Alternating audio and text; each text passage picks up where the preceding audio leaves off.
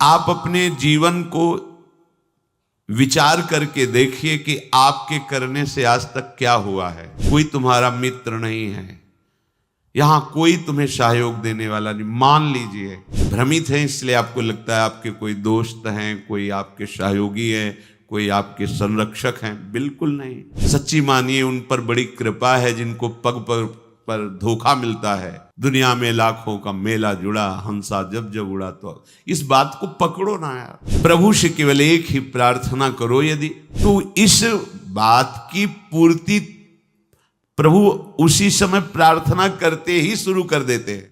दया में प्रभु कितनी अपार कृपा की आपके ऊपर। मनुष्य शरीर साधु समागम श्रीधाम वृंदावन में दुर्लभ बात है। आप अपने जीवन को विचार करके देखिए कि आपके करने से आज तक क्या हुआ है। बिगड़ा ही है, बना नहीं है। ये इसलिए विचार कीजिए कि आप अहंकार रहित होकर प्रभु की कृपा का आश्रय लेकर हृदय से प्रभु के चरणों का सहारा ले लीजिए। बच जाओगे, दुख से बच जाओगे। कोई तुम्हारा मित्र नहीं है, यहां कोई तुम्हें सहयोग देने वाला नहीं। मान लीजिए आप लोग भ्रमित हैं, इसलिए आपको लगता है आपके कोई दोस्त हैं, कोई आपके सहयोगी हैं, कोई आपके संरक्षक हैं। बिल्कुल नहीं। बाहरी सब कुछ हो सकता है, आंतरिक रक्षा करने वाला केवल श्री कृष्ण है, दूसरा नहीं है। सच्ची मानिए उन पर बड़ी कृपा है जिनको पग पग पर धोखा मिलता है, प्रतिकूलता मिलती है, तो उनको असलियत समझ में आ जाती है। फिर वो सत्य की तरफ मुड़ते हैं, उन्हें साधु समागम मिलता है और वो सत्य में प्रतिष्ठित हो जाते हैं। आज से हमें समझना चाहिए कि भगवत कृपा पात्र हैं। अब हमारी दुर्गति नहीं हो सकती, क्योंकि प्रभु की कृपा किसी निमित्त को लेकर के नहीं हुई है, अहेतुकी कृपा है। तो अब हमारे कल्याण में कोई संशय नहीं। सच्ची मानिए, ये विश्वास करोगे तो हो जाएगा। विश्वास करो, ये जादू की बात है। मेरा कहाँ कल्याण होगा, मैं तो गृहस्थ हूं, मैं विषयों में फंसा हूं, मैं दुर्गति पक्की है। नहीं नहीं, कुछ भी हो, मेरे में सामर्थ्य तो नहीं, मैं तो अधम हूं, नीच हूं, पर मेरे प्रभु बड़े कृपालु हैं। मेरा निश्चित इस जन्म में कल्याण हो जाएगा, पक्का हो जाएगा। आप विश्वास कीजिए। आप हर समय अपने भाग्य को सराहिए। मैं प्रभु का शरणागत हूं, अहो भाग्य मेरे। प्रभु ने मुझे स्वीकार कर लिया। अगर स्वीकार किया ना होता तो मुझे साधु संग न मिलता। जो प्रभु मोहि अनुग्रह कीन्हा, तो तुम आई दर्श हठ दीन्हा। देखो, प्रभु ने मेरे पर कृपा की ना, तो हे महाभागवत हनुमान जी, आप अपनी तरफ से आकर मुझे दर्शन दिए ना। अब मोहि भाव भरोसा हनुमंता, बिनु हरि कृपा मिले नहीं संता। आज मुझे भरोसा हो गया कि हरि की हमारे ऊपर कृपा है, क्योंकि कृपा ना होती तो आप मुझे दर्शन न देते। आपके समीप हमें भगवत चर्चा करने का सौभाग्य, सुनने का सौभाग्य न मिलता। हम लोग जैसे भी हैं अपने प्रियालाल के हैं। झूठी से ही सही तुम मान लो तो ये झूठी बात नहीं होगी, सच्ची है, क्योंकि है हम। संसार में तुम सत्य मान रहे हो पर सब झूठा है झूठा। तुम चाहे जितना सत्य मानो, ये मेरा, कोई तेरा नहीं। दुनिया में लाखों का मेला जुड़ा, हंसा जब जब उड़ा। तो इस बात को पकड़ो ना यार। कोई साथी नहीं, कोई साथ नहीं। एक साथी है, केवल श्री हरि नाम, केवल राधा नाम। क्योंकि राधा नाम, हरि नाम ही हरि को प्रकाशित करता है। इसलिए हमारा तो हरि प्रिया से भी प्रिय इनका नाम है। इनसे भी ज्यादा महत्व इनके नाम में हमें देना है, क्योंकि नाम से ही इनका परिचय, नाम से ही हमारा संबंध दृढ़ होता है। झूठी भी हम मान लें कि हम प्रियालाल के हैं तो झूठा नहीं होगा, वो सत्य, क्योंकि हम हैं उनके। आप झूठ से भी इच्छा करने लगो, इच्छा नहीं भगवत दर्शन की, पर झूठ से भी करने लगो, अब तो कल्याण हो जाए इसी जन्म में, अब तो प्रियालाल मिल जाए इसी जन्म में, वो मिल जाएंगे। झूठा खेल है सांचा होए, क्योंकि ये सांचा खेल है, इसमें नाटक भी करे भक्ति का तो भगवान कृपा करके उसे सच्चा भक्त बना देते हैं। बस आश्रय ले ले भगवान का, झूठा भी रोए, झूठा भी गाए, झूठा भी भाव से लगे, सच्चा भाव नहीं है, पर प्रभु देखते हैं ना कि मेरे में लगना चाहता है, मेरा आश्रय लिए, तो उसे सत्य भाव से युक्त कर देते हैं, उसकी भावना सत्य कर देते हैं। पूज्य श्री राधा बाबा कह रहे हैं, मेरा अनुभव है, संतों के अनुभव को समझना चाहिए। प्रभु से केवल एक ही प्रार्थना करो यदि, कि मुझे आपकी अखंड स्मृति प्राप्त हो, निरंतर भजन, आपसे प्रेम, तो प्रभु इस याचनाओं को कभी नहीं ठुकराते। आप एक प्रार्थना करें, मेरा भजन बन जाए प्रभु, निरंतर आपका भजन बने, आपकी स्मृति में मगन रहूं, आपके चरणों में प्रेम हो जाए, तो इस बात की पूर्ति प्रभु उसी समय प्रार्थना करते ही शुरू कर देते हैं। पर हम अज्ञानी इसलिए जान नहीं पाते। क्या? जब इस बात की पूर्ति में लगेंगे तो जहां जहां हमारी स्मृति, जहां जहां हमारा संबंध है, जहां जहां हमारा राग है, वो मिटाना शुरू करते हैं। तो फिर प्रश्न आ जाते हैं कि जब से भजन शुरू किया तब से विपत्तियां आ गई, लोग हमारे को प्रेम नहीं करते, वो नफरत की दृष्टि से देखते हैं, अमुक अमुक अमुक। ये वही तो हो रहा है जो आपने मांगा है। प्रभु से प्रेम करने के लिए हमें सर्वात्म वृत्ति चाहिए, और हमारी वृत्तियां फैली हैं, तो हमारे राग का वो नाश करके उन वृत्तियों को अपने में लगा रहे हैं, और वो भजन छोड़ देता है, वो सतमार्ग छोड़ देता है। कि जब से शुरू किया तब से घाटा, लोगों का अपमान, परिवार में कोई प्यार नहीं करता, और एक दो अगर पधार गए तो फिर तो और पुष्ट हो गया कि बड़ा अनिष्ट मार्ग है, भगवत मार्ग नहीं चलना। देखो, जब भगवान से तुम प्रेम मांगोगे तो प्रेम तभी होता है जब अनन्यता आती है। तो आप अनन्य बन नहीं पा रहे, तो आपको अनन्य बनाएंगे। वो अन्य का अपहरण करके ही तो अनन्य बना जाता है, और जब अन्य का अपहरण होने लगा तो आप चिल्लाने लगे, ये क्या, ये क्या? तो मांगा क्या था? हे प्रभु, निरंतर भजन हो, आपसे प्रेम हो, वही तो कर रहे हैं। नहीं, ये नहीं चाहिए तो फिर मांगो संसार के भोग सामग्री, फिर ये बात नहीं आएगी, ये बात नहीं आएगी। संसार के भोग जन्म जन्मांतरों में कभी फिर कृपा होगी, तब यही होगी, तब यही कृपा होगी। कोई तुम्हें पूछने वाला नहीं रहेगा। भक्ति के मार्ग में जब चला जाता है तो भगवान सहयोग करके ऐसी स्थिति देते हैं कि कोई प्यार नहीं करता, सच्ची में कोई प्यार नहीं करता। जब आपके अंदर विवेक होगा और झांक के देखोगे तो उसकी स्वार्थ और वासना झलकती नजर आएगी, जो आपको कह रहा है मैं आपको बहुत प्यार करता हूं। जब जांच करके देखो तो उसका अपना सुख, उसका अपना स्वार्थ नजर आता है, प्यार नजर नहीं आता।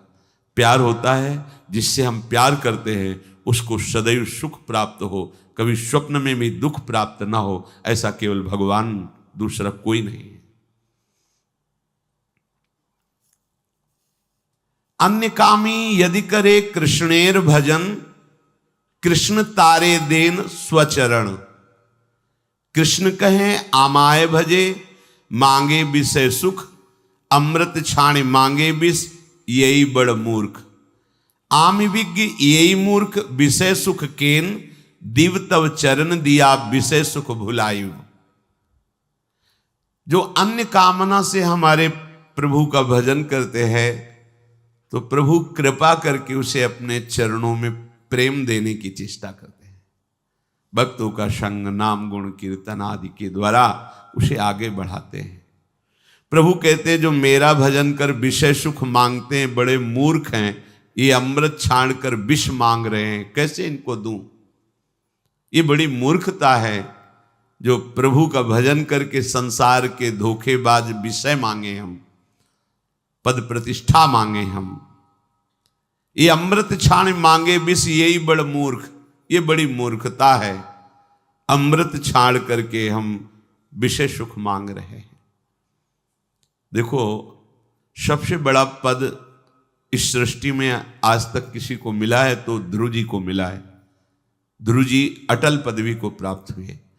तो जब भगवान श्री हरि सामने आए और ध्रुव जी को वरदान दिया अटल पदवी का, तो ध्रुव के आंखों में आंसू आ गए और हृदय में जलन पैदा हो गई। ये मैंने क्या मांगा? ऐसे सौंदर्य माधुर्य निधि प्रभु के चरणों की सेवा ना मांगकर, इनका प्रेम ना मांग करके मैंने अटल पदवी मांगी। उसी समय उन्होंने प्रभु से प्रार्थना की कि हे अनंत, हे भगवान, तोयि भगवत वासुदेवे मुहु निरंतरम भक्तिम प्रेम प्रवहताम सात्येन कुर्वताम अमलाशयानाम अमल आशयो एषाम ते अमलाशयाः निर्मलान्तः करणानाम महताम सताम प्रसंगः मे मम भूयात् एन भगवद गुण कथामृत पानमत्तः भवतो गुणानाम। हे प्रभु, मेरे से चूक हो गई।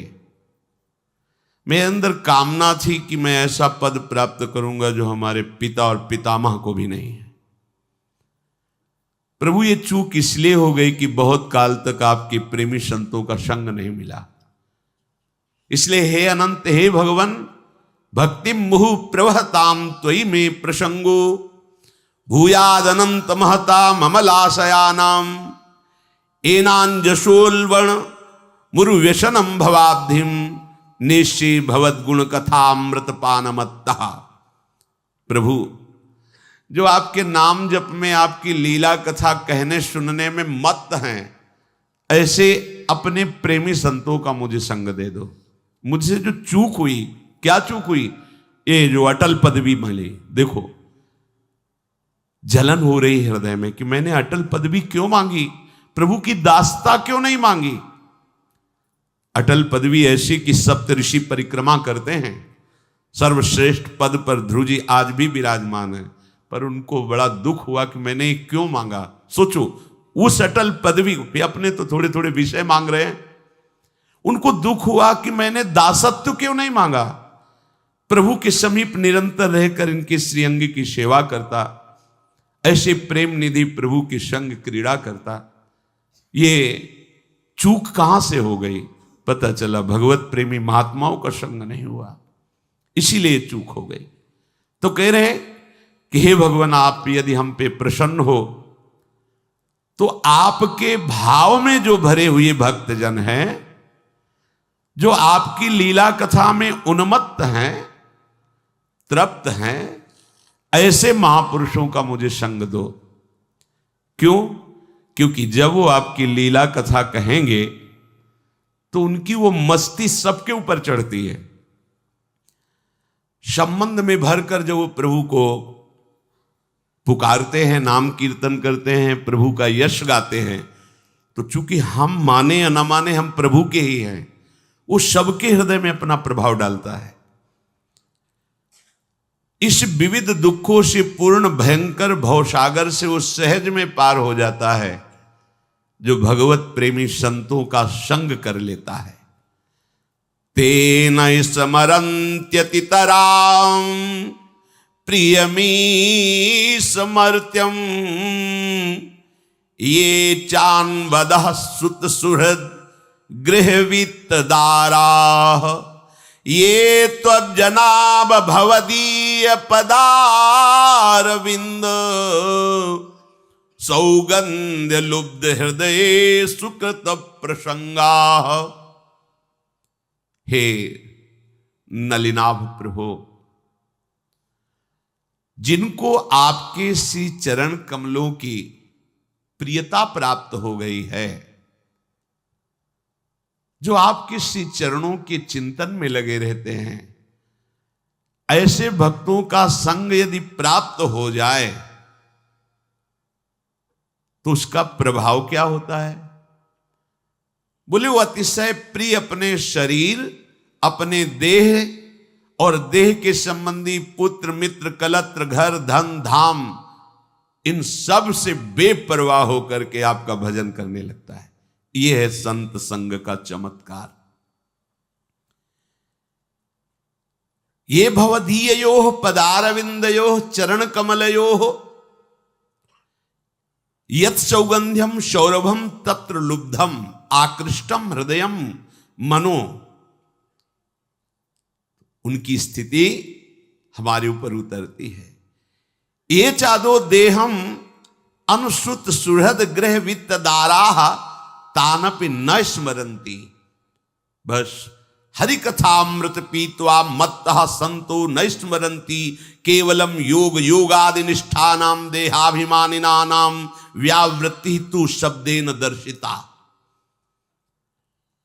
देहाभिमान से युक्त होकर बड़े बड़े योग अनुष्ठान करने से स्थिति प्राप्त नहीं होती।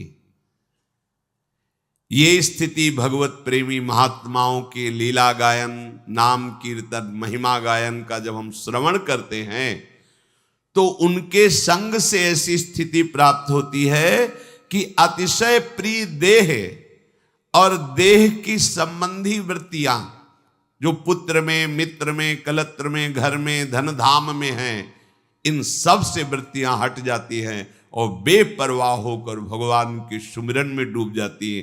ये संत संग का प्रभाव है। तेषामहं पाद सरोज रेणुर माया बहेयाधि किरीट मायु यम नित्यदा बिभ्रतया सुपापम नश्यत्यमुं सर्वगुणाः भजन्ति। हे संत महापुरुषों, आपकी चरण रज को आयु पर्यंत मैं अपने शीश पर धारण करता रहूं, क्योंकि जिनके माथे पे संत चरण रज विराजमान होती है वो निष्पाप होकर के भगवान का प्रिय बन जाता है। जे गुरु चरण रेणु सिर धरहि तेजन सकल विभव बस करहि। संपूर्ण भागवतिक वैभव उसके हृदय में प्रकाशित हो जाता है जो संत सदगुरुदेव की चरण रज को अपने माथे पे रखता है। जब प्रभु की असीम कृपा होती है तो भगवत प्रेमी महात्माओं का संग मिलता है।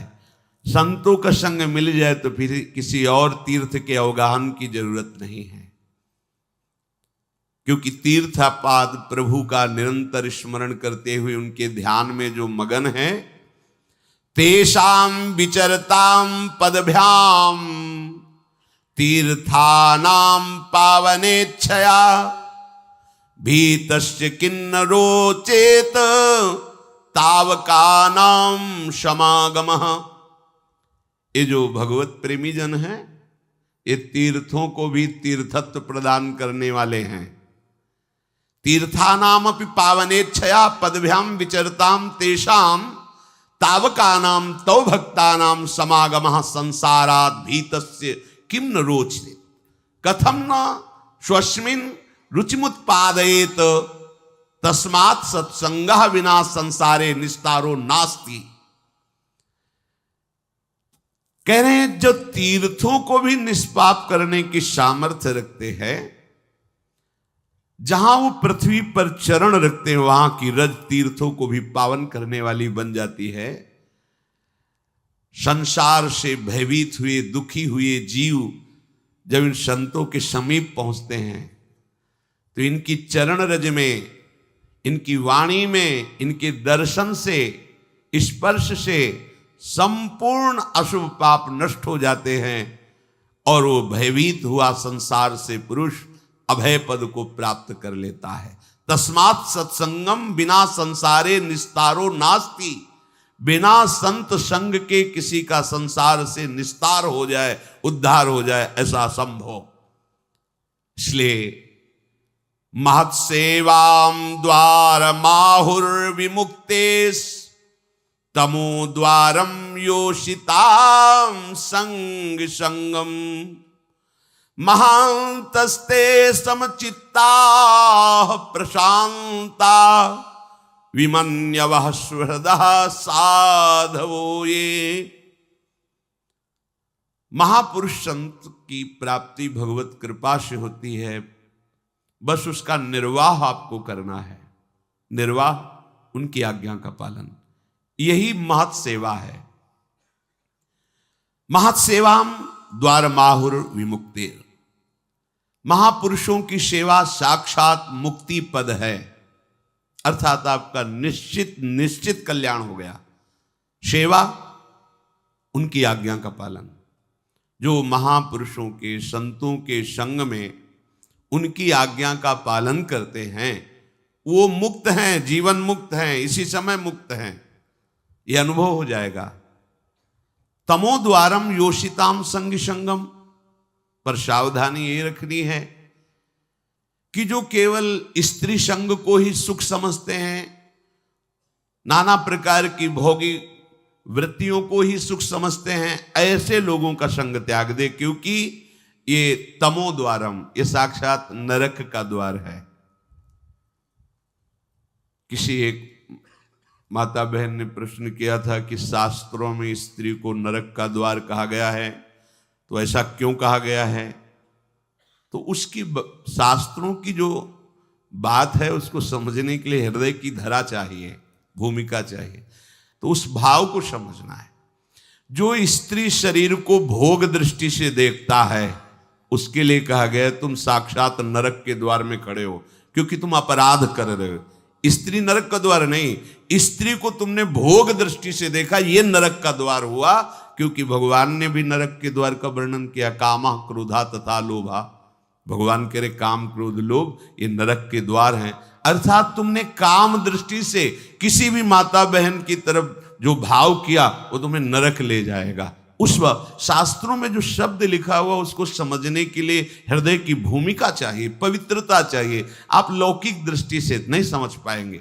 जैसे यहां वर्णन है तमो द्वारम योषिताम संग संगम। जो केवल स्त्री भोग को ही सुख समझते हैं, जो नाना प्रकार की इंद्रियों की दुलार में लगे हुए हैं, ये नारकी पुरुष हैं। ऐसे पुरुषों का संग त्याग करके संत संग करें। संत संग कर रहे हैं और ये भी कर रहे हैं, लाभ नहीं मिलेगा, लाभ नहीं मिलेगा। हो सकता है संत संग का कम असर और कुसंग का बहुत ज्यादा असर हो जाए, क्योंकि हम देखते हैं 5 वर्ष सत्संग सुना और 5 मिनट कुसंग हो गया तो सारे सत्संग पे कुसंग पानी फेर देता है। ऐसा क्यों हुआ? इतना कमजोर सत्संग है? बोले नहीं, अभी तुम्हें 5 मिनट दिखाई दे रहा है कुसंग, लेकिन वो 50 अनंतों वर्षों से कुसंग में ही रहा है।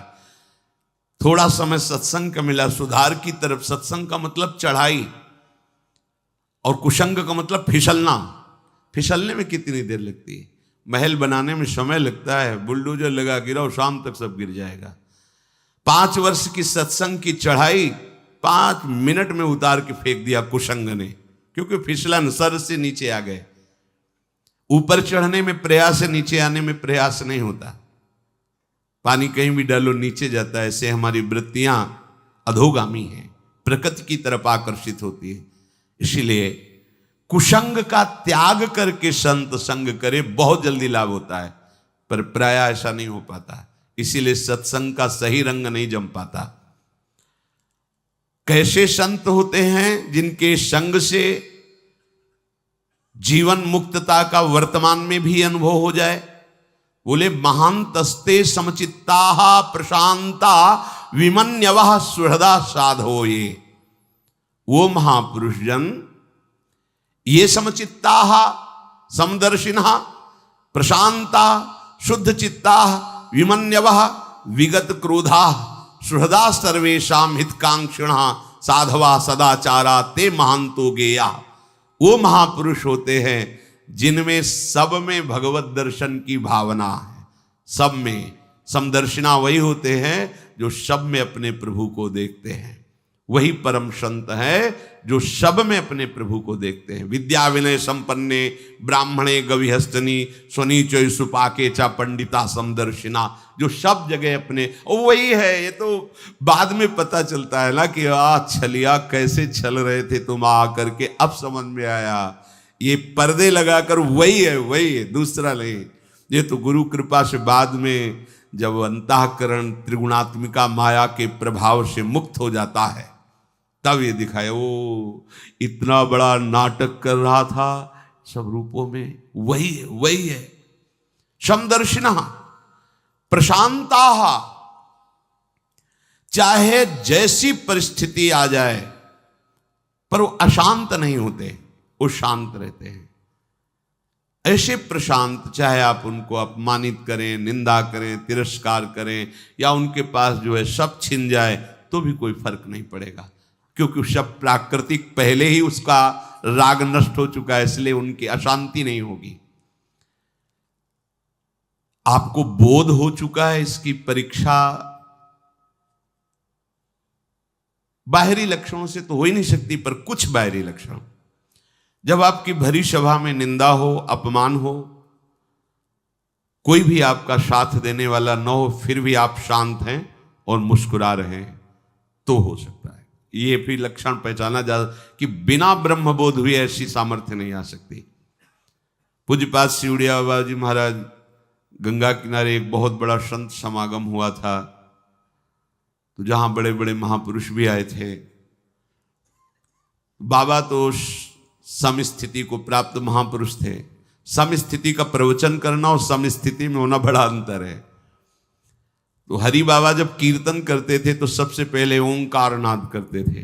जे भी घंटा, अपने ही कर कमल में घंटा रखते थे, और जे भी घंटा बजाए तो उसके पहले ओम, तो सब बाद में ओम बोलते थे। ये बात जो शास्त्रीय विधान के ज्ञाता जन थे वो विरोध करते थे। तो पूज्य बाबा के पास बड़े महापुरुषों ने भी ये बात निवेदन की कि ये प्रणव का उच्चारण सबको करने का अधिकार नहीं। वैदिक उद्गीत महामहिमा में प्रणव, उसके लिए कुछ नियम है, कुछ सिद्धांत हैं, उसका ऐसे कीर्तन नहीं कराया जाता।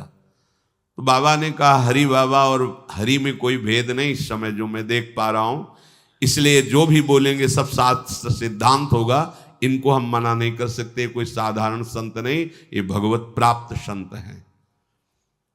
वहां संतों में सब आए हुए थे, तो बाबा की सीधे निंदा शुरू की। ये ऐसा सन्यासी होकर भी कीर्तन में जाते हैं, कीर्तन में रास में बैठते हैं, प्रणव उच्चारण होता है उसका निषेध नहीं करते हैं। और अब जो मन में आए सो बोल, माइक हाथ में हो, फिर बोलने का अवसर हो, फिर क्या कहना है। और विद्वान हो तो शास्त्र के सूत्र ले ले करके। अब बाबा के एक से उद्भट भट्टाचार्य शिष्य थे। बाबा की जब निंदा करे तो सब, बाबा ने सबको शांत किया, सब शांत, चुप बैठो। आधा घंटे तक वो बोलते रहे, शांत हो गए। सभा विसर्जित हुई, बाबा अपनी कुटिया में गए, तो जो उनके सब शिष्य थे बोले बाबा एक सेकंड में इसके मुंह बंद कर देंगे हम, ये शास्त्र के श्लोक बोलता है अभी एक से। बोले हाँ, यही हमारे संग का असर तुम पर हुआ है, यही असर हुआ है। तुम हमारा सत्संग सुनते हो, वाणी सुनते हो, देहाभिमान पुष्ट करने के लिए करते हो क्या? वो क्या बोले, वो जो बोल रहे सही बोल रहे हैं। उड़िया बाबा नाम का एक शरीर है ये, और उसकी वो निंदा कर रहे हैं, तो इसकी तो निंदा हम भी करते हैं, शास्त्र भी करते हैं। शरीर कोई बंद नहीं है, ये तो निंदनीय है। और जो उड़िया बाबा का स्वरूप है वो भी है, वो कभी अपनी आत्मा की निंदा कर नहीं सकता। तो जिसकी निंदा होती उसी की निंदा हो रही। तुम लोगों ने क्या सीखा? सब शांत, कोई फर्क नहीं। ये आत्म स्वरूप, ये प्रशांत आत्मा। भगवान कह रहे हैं कैसे संतों का संग वास्तव में वर्तमान में ही जीवन मुक्त कर देता है। बोले समचित्ताहा प्रशांताहा, प्रशांत, बड़ी से बड़ी द्वंद्व की स्थिति आने पर भी मंद मुस्कुराहट और आनंद होना चाहिए, क्योंकि ये सब मायाकृत है, इसमें कोई लाभ नहीं। कोई तुम्हारी निंदा करे तो तुम जल गए, इसका मतलब देह भाव में हो, तभी तो तुम्हें देह की निंदा से परेशानी हुई। आत्मा की कोई निंदा कर सकता है क्या? आत्मस्वरूप की, हमारे स्वरूप की कोई पहुंच है किसी के पास? तो निंदा क्या करेगा? जानता ही नहीं तो क्या निंदा है? जानता है शरीर को, इसकी निंदा तो शास्त्र भी करते हैं। इसकी निंदा ही तो करके इससे राग रहित हुआ जाता है। अगर इसकी वंदना करेंगे तो इसमें राग बना रहेगा, राग बना रहेगा तो दुर्गति बनी रहेगी। इस शरीर ही तो दुर्गति का हेतु है। प्रशांत आत्मा, अभिमन्यवः, क्रोधहीन, कभी क्रोध ना आए। तो संतों में क्रोध क्यों नहीं आता? क्योंकि क्रोध की स्वयं सत्ता नहीं है, ये कामना से प्रकट होता है। अगर कामना है हमारी ये कि सब शांत बैठिए, समझिए, और अभी कोई हल्ला मचाने लगे तो अभी क्रोध आए, हे तुमको यहां का नियम पता है, शांत बैठना चाहिए, ऐसा अगर कोई भी कामना है तो क्रोध आने की संभावना है। क्रोध हम उसे ही कह सकते हैं जिसमें देह सुख को लेकर के कामना है। अगर भागवतिक कामना है और उसमें जो आता है वो अपने भजन की बचाव पक्ष या पुष्टता के लिए करता है। जैसे कोई साधक भजन कर बार बार आसपास कोई विक्षेप कर तो उसको अंदर जलन होगी। अब वो क्या करेगा, प्रार्थना करेगा या रो देगा, दो बातें हैं। उसका क्रोध प्रकट हुआ, पर वो क्रोध दो रूप में प्रकट हो। हम आपसे हाथ जोड़ते हैं, आप ऐसे बार बार विघ्न क्यों डाल रहे हैं, फिर भी नहीं माना तो रो देगा, प्रभु देख लो हमें बहुत कष्ट हो रहा, मुझे संभालो। ये साधक की बात है, सिद्ध पुरुष को लई वो उस समय और आनंदित होगा कि भगवान ने अवसर दिया अपनी वृत्ति को पहचानने के लिए। अब आनंदमय होकर के उसी स्थिति से निपट करके भजन में लगा हो, कोई